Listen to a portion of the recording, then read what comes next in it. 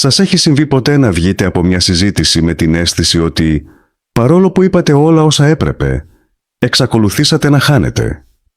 Έχετε νιώσει ποτέ εκείνον τον κόμπο στο λαιμό, σαν κάθε λέξη που είπατε να σας απομάκρυνε ακόμα περισσότερο από τη δική σας δύναμη? Ίσως περιτριγυρίζεστε από ανθρώπους που μιλούν δυνατά, διακόπτουν, κοροϊδεύουν, κυριαρχούν στο περιβάλλον με αλαζονία μεταμφιεσμένη σε αυτοπεποίθηση. Και ίσως, βαθιά μέσα σας, έχετε μάθει να πιστεύετε ότι το να παραμένετε σιωπηλοί είναι σημάδι αδυναμίας. Ότι το να μην υπερασπίζεστε τον εαυτό σας σημαίνει παράδοση. Ότι το να μην αντιδράτε σημαίνει ήττα. Αλλά τι θα γινόταν αν όλα αυτά ήταν απλώς μια ψευδαίσθηση? Και αν σας έλεγα ότι η αληθινή δύναμη δεν βρισκόταν ποτέ στα λόγια, αλλά ακριβώς στην απουσία τους?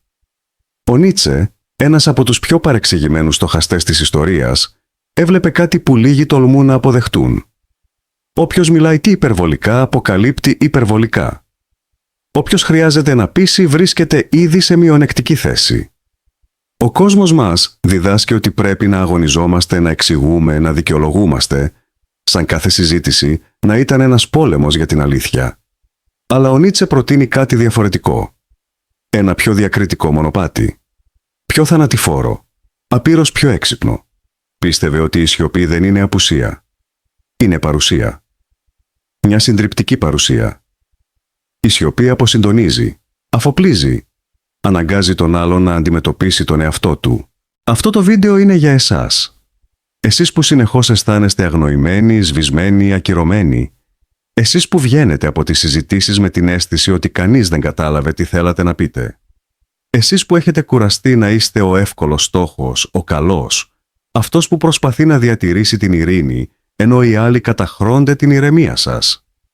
Ίσως έχετε συγχύσει τη σιωπή σας με υποταγή. Αλλά σήμερα θα σας δείξω ότι η σιωπή μπορεί να είναι το πιο ισχυρό σας όπλο. Και ότι η αληθινή νίκη δεν έρχεται από το να κερδίσετε μια συζήτηση, αλλά από το να μην χρειαστεί ποτέ να μπείτε σε μία. Ετοιμαστείτε να δείτε τη σιωπή υπό ένα νέο φως.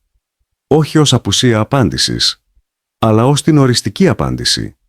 Γιατί νιώθουμε αυτήν την σχεδόν απελπισμένη ανάγκη να απαντήσουμε, να αντικρούσουμε, να διορθώσουμε, να αποδείξουμε ότι έχουμε δίκιο. Επειδή, κατά βάθος, έχουμε προγραμματιστεί να πιστεύουμε ότι η αλήθεια πρέπει να υπερασπιστεί με νύχια και με δόντια. Ότι αν παραμείνουμε σιωπηλοί, θα αφήσουμε τον άλλον να νικήσει. Ο Νίτσε το έβλεπε αυτό ως σύμπτωμα της μεγαλύτερης αδυναμίας μας. Τον φόβο να φανούμε αδύναμοι. Και πίσω από αυτόν τον φόβο βρίσκεται το εγώ. Ένα εύθραυστο εγώ που δεν αντέχει να αμφισβητηθεί, που συγχέει τη διαφωνία με επίθεση και που μετατρέπει κάθε συζήτηση σε αρένα. Ο Νίτσε έλεγε ότι οι περισσότεροι άνθρωποι δεν αναζητούν την αλήθεια όταν συζητούν. Αναζητούν εξουσία. Θέλουν να επιβεβαιώσουν τις πεποιθήσεις τους, όχι επειδή είναι δυνατές, αλλά επειδή, αν κλονιστούν, όλα καταραίουν. Η επιχειρηματολογία σε αυτό το πλαίσιο δεν είναι σοφία, είναι πανοπλία. Μια απελπισμένη κραυγή του εγώ που προσπαθεί να διατηρήσει τον έλεγχο της αφήγησης. Και τι σημαίνει αυτό? Σημαίνει ότι όταν νιώθετε την ανάγκη να δικαιολογηθείτε, να αποδείξετε το σημείο σας, έχετε ήδη μπει στο παιχνίδι τους. Και χάσατε. Επειδή η απλή ανάγκη να δικαιολογηθείτε αποκαλύπτει ότι εξακολουθείτε να είστε δέσμοι της επιθυμίας για αποδοχή, επικύρωση, κατανόηση. Ο Νίτσε το αποκαλούσε αυτό ηθική της αγέλης. Η συμπεριφορά εκείνου που ζει σύμφωνα με τις προσδοκίες των άλλων. Εκείνου που θέλει να θεωρείται καλός, δίκαιος, σωστός. Αλλά αυτή η αναζήτηση επιδοκιμασίας είναι ακριβώς αυτό που σας κρατά αδύναμους. Η αληθινή δύναμη, έλεγε ο Νίτσε, βρίσκεται στο να μην χρειάζεται να πείσετε κανέναν. Βρίσκεται στο να διατηρείτε την οπτική σας ακόμα και μπροστά στο γέλιο, την κριτική, την απόρριψη. Βρίσκεται στο να είστε παρεξηγημένοι και παρόλα αυτά να παραμένετε ακλόνητοι. Αυτό που μας προτείνει είναι ένα είδος δύναμης που δεν μετριέται με λεκτικές νίκες, αλλά με εσωτερική κυριαρχία. Μια δύναμη που μεγαλώνει όταν σταματάτε να αντιδράτε. Μια δύναμη που κατοικεί στην ηρεμία, ενώ όλοι γύρω χάνουν τον έλεγχο. Εάν θέλετε πραγματικά να νικήσετε, πρέπει να καταλάβετε αυτό. Το παιχνίδι της συζήτησης είναι ένα θέατρο. και ο πρώτος που σηκώνεται να υποδηθεί έχει ήδη χάσει. Ο Νίτσε το γνώριζε. Ο αντιδραστικός νους είναι ένας υποταγμένος νους. Ο νους που παρατηρεί αυτός είναι επικίνδυνος, επειδή βρίσκεται πάνω από την ανάγκη να αποδείξει οτιδήποτε. Αλλά τότε, αν δεν πρέπει να αντιδρούμε, πώς ασκούμε εξουσία πάνω στους άλλους?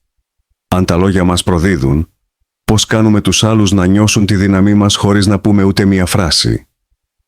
Ο Νίτσε είχε μια απάντηση γι' αυτό και βρίσκεται στη μορφή του υπερανθρώπου, του όντως που υπερβαίνει την κοινή ηθική και κυριαρχεί στον κόσμο μέσω του απόλυτου αυτοελέγχου. Στο επόμενο απόσπασμα θα εξερευνήσουμε αυτή τη φιγούρα και θα καταλάβουμε πώς ενσωματώνει τη στρατηγική χρήση της σιωπής ως όπλο κυριαρχίας. Είστε έτοιμοι για αυτό το επίπεδο? Γιατί από εδώ και πέρα, η σιωπή αρχίζει να μιλάει. Ο Νίτσε δεν έγραφε για τους αδύναμους. Έγραφε για τους λίγους που έχουν το θάρρος να κοιτάξουν μέσα τους, να αντιμετωπίσουν την ίδια τους τη δυστυχία και να τη μετατρέψουν σε δύναμη. Γι' αυτόν, ο συνηθισμένος άνθρωπος ζει φυλακισμένος από συμβάσεις, ηθικισμούς και από την ανάγκη για το χειροκρότημα των άλλων. Αλλά υπάρχει ένα άλλο είδος όντως, σπάνιο, επικίνδυνο, ελεύθερο. Ο υπεράνθρωπος, ο πέρα από τον άνθρωπο, δεν ζει αντιδρώντας τον κόσμο. Διαμορφώνει τον κόσμο κατά εικόνα του. Και το πιο εντυπωσιακό, συχνά το κάνει αυτό σε απόλυτη σιωπή. Ο υπεράνθρωπος δεν χρειάζεται να κερδίζει συζητήσεις. Δεν συμμετέχει σε φτηνά συναισθηματικά παιχνίδια. Παρατηρεί, καταλαβαίνει. Και το πιο σημαντικό, επιλέγει προσεκτικά πότε να μιλήσει και πότε να παραμείνει σιωπηλός. Επειδή κατάλαβε κάτι που οι περισσότεροι αγνοούν. Η σιωπή είναι μια γλώσσα. Μια γλώσσα που δεν προσπαθεί να πείσει. Επιβάλλει παρουσία. Η σιωπή του υπερανθρώπου δεν είναι κενή.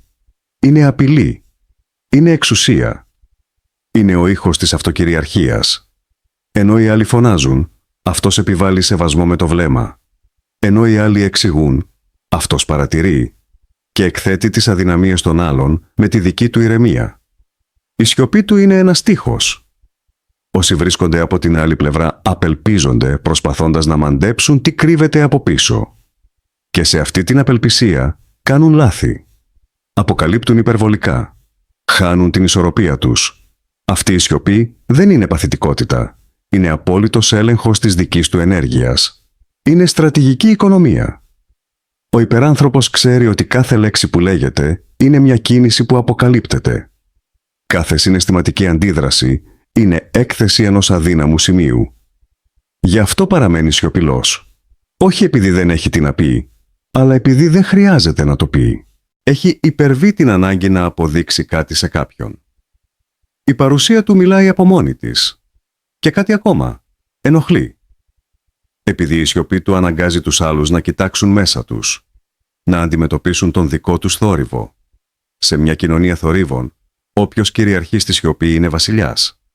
Ο Νίτσε έβλεπε τον υπεράνθρωπο ως εκείνον που δημιουργεί τις δικές του αξίες, τους δικούς του κανόνες, τη δική του ηθική. Δεν εξαρτάται από την επικύρωση κανενός. Και γι' αυτό είναι φοβερός, επειδή τίποτα δεν αποσταθεροποιεί περισσότερο από ένα άτομο που δεν μπορεί να χειραγωγηθεί από ενοχή, φόβο ή ανάγκη για αποδοχή. Η σιωπή του είναι μια ασπίδα ενάντια σε όλους αυτούς τους μηχανισμούς. Και όταν αποφασίζει να μιλήσει, τα λόγια του έχουν τη δύναμη να γκρεμίσουν αυτοκρατορίες. Αλλά αυτό μας οδηγεί σε μια ουσιαστική ερώτηση. Γιατί η σιωπή ενοχλεί τόσο πολύ τους άλλους? Γιατί τόσοι πολλοί άνθρωποι αισθάνονται απειλούμενοι όταν κάποιος απλά επιλέγει να μην αντιδράσει? Τι συμβαίνει μέσα στον ανθρώπινο νου όταν η αναμενόμενη αντιπαράθεση αντικαθίσταται από μια συντριπτική απουσία? Η απάντηση βρίσκεται στην ψυχολογία. Και είναι ακριβώς αυτό που θα εξερευνήσουμε τώρα. Για να καταλάβουμε τη δύναμη της σιωπής, πρέπει πρώτα να καταλάβουμε το χάος που δημιουργεί στο μυαλό του άλλου. Και πιστέψτε με, είναι πολύ βαθύτερο από ό,τι φαίνεται. Η σιωπή δεν είναι απλώς η απουσία ήχου, είναι ένας καθρέφτης. Και αυτό που αντανακλά, για πολλούς, είναι αφόρητο.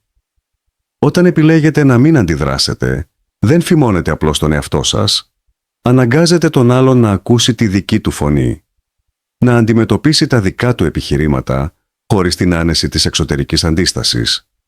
Και αυτό αποσταθεροποιεί. Επειδή οι περισσότεροι άνθρωποι δεν μιλούν για να εκφραστούν. Μιλούν για να προστατευτούν, για να πείσουν τον εαυτό τους, για να κρύψουν το κενό που υπάρχει ανάμεσα σε αυτά που λένε και σε αυτό που πραγματικά είναι. Και τότε, όταν παραμένετε σιωπηλοί, η μάσκα τους πέφτει. Η κοινωνική ψυχολογία έχει ήδη δείξει, σε καταστάσεις αντιπαράθεσης, η σιωπή γίνεται αντιληπτή ως κρίση. Δεν έχει σημασία αν απλώς ακούτε, ο άλλος αρχίζει να αισθάνεται εκτεθειμένος. Ανασφαλής. Γιατί? Επειδή χωρίς την απάντησή σας, χωρίς την αντίδρασή σας, χάνουν τον έλεγχο της αφήγησης. Ο εγκέφαλος μπαίνει σε κατάσταση συναγερμού.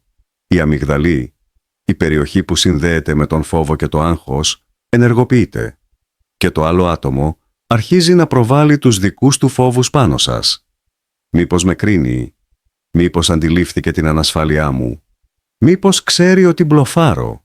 Και σε αυτό το ψυχολογικό πεδίο μάχης, η σιωπή δρά σαν αόρατη λεπίδα.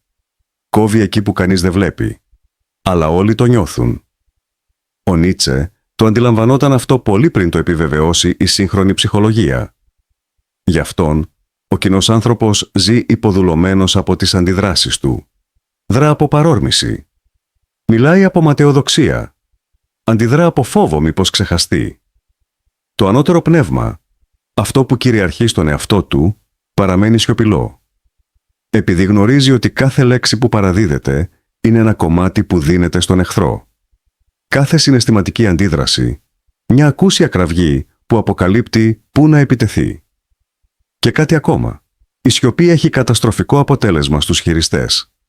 Οι άνθρωποι που τρέφονται από τον συναισθηματικό έλεγχο του άλλου χρειάζονται τις αντιδράσεις σας για να παραμείνουν στο παιχνίδι. Όταν δεν αντιδράτε, σπάτε τον κύκλο. Ο χειριστής πανικοβάλλεται. Χρειάζεται την απάντησή σας για να επικυρώσει τη θέση του. Χωρίς αυτό, χάνεται, αποκαλύπτεται. Εκθέτει την αδυναμία που προσπάθησε τόσο πολύ να κρύψει. Αλλά υπάρχει κάτι ακόμα πιο βαθύ. Η σιωπή ενεργοποιεί επίσης ανεπίλητους πόνους. Αγγίζει τραύματα απόρριψης, εγκατάλειψης, ταπείνωσης. Επειδή ξαφνικά ο άλλος συνειδητοποιεί ότι δεν βρίσκεται στο κέντρο, ότι τα λόγια του δεν αρκούν, ότι η παρουσία του δεν προκαλεί αντίκτυπο και αυτό είναι ανυπόφορο για τον ναρκισσιστικό εγώ. Γι' αυτό, όταν σιωπάτε, δεν υπερασπίζεστε απλώς τον εαυτό σας. Επιτίθεστε στο πιο ευαίσθητο σημείο, το κέντρο της ψευδαίσθησης.